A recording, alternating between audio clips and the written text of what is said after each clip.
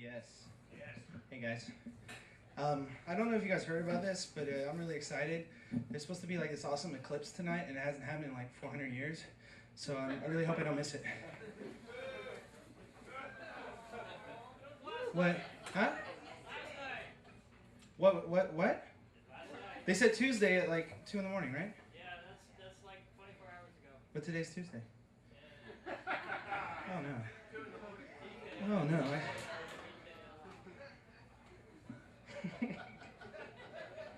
Hold on, I gotta put my gloves on because it's winter.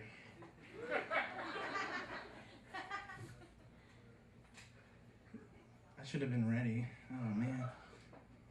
Going first. I know, but I didn't know we were going. I also have a scarf.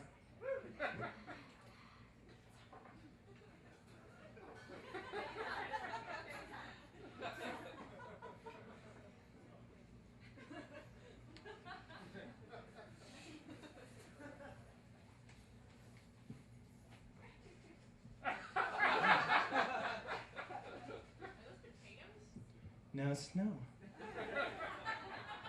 Cause see, I've been skiing.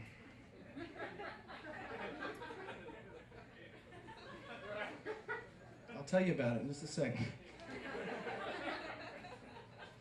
Okay.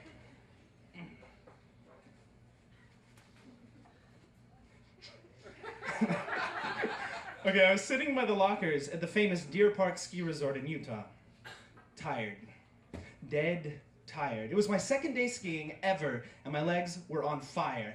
I was able to pick up skiing in like one day, and I was so proud that I was already going on beginner slopes. I was over ambitious though, because now every muscle in my body ached. My body was not meant for cold weather or skiing. 2 days ago, I didn't even know what an inch of snow looked like, and today I'm skiing down mountains like an idiot. My stepdad's mother bought our family a ski vacation to Utah for Christmas.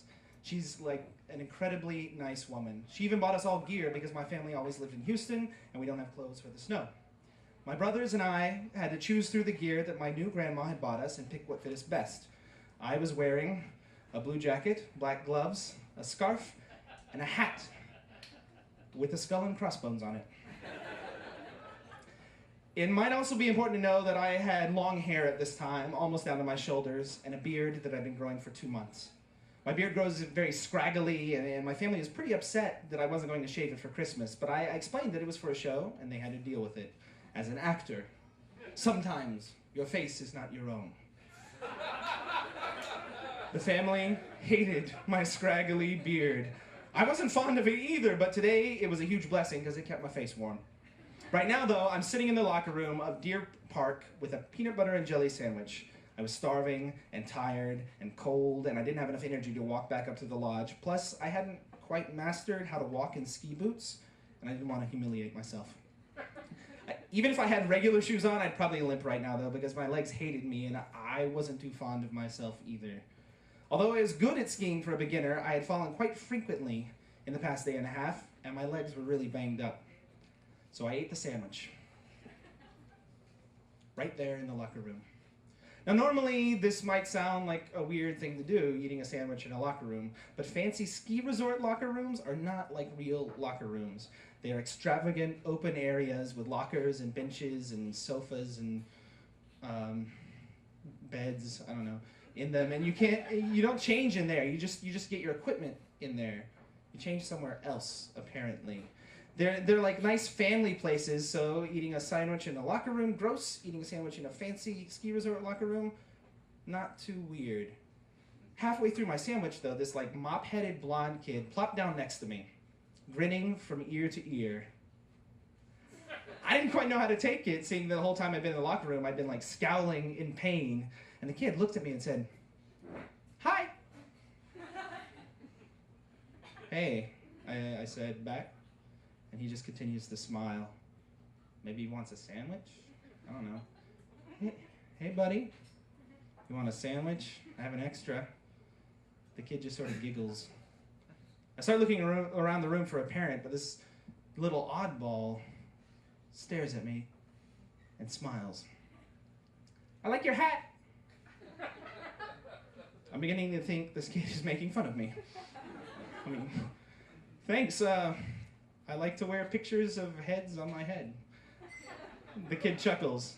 And, you know, he makes it really hard to be grumpy around him. He's just smiling so much. And finally, a 30-something-year-old man turns around and says, I'm sorry. I hope he isn't bothering you. No, I say. I look back down to realize that the kid is, like, sitting right next to me, right up against my leg. And I'm not sure how to take that, and I don't want to make his dad angry. So I stand up and I pretend to grab something out of my locker. And the kid stands up on the bench, and his smile gets even bigger and brighter, and his eyes are fixed on me. And he says, "Are you a pirate?" Now, I don't know how to take this because I'm not accustomed to lying to children. So I look at the blonde kid, and he's just beaming with happiness. And then I notice the man, and his eyes are huge. He's looking at me with desperation, and he slowly nods his head. So I look the kid dead in the eye, and I say, "Yep, I'm a pirate." And the kid jumps off the bench and spins around and says, "I knew it!" And he takes off to the other side of the locker room screaming, "Dean! Dean, I found one! I found one!" And the man looks at me with a weak smile and says, "That's what he wants for Christmas. He wanted to meet a pirate. My boys are obsessed with pirates." And before I could ask, the kid and Dean, who was even smaller and blonder than the first kid, with an even bigger smile, they were right beside me. And Dean said, "Are you a pirate?" And I said, "Of course." And they asked me my name, and I said, "Paul." I thought I should be somewhat honest, at least, and they looked at me with wonder. "Paul."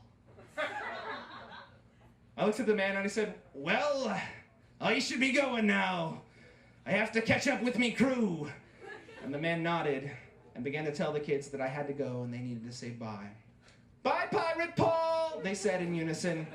"Bye, ye little shavers. Be good now, and Merry Christmas."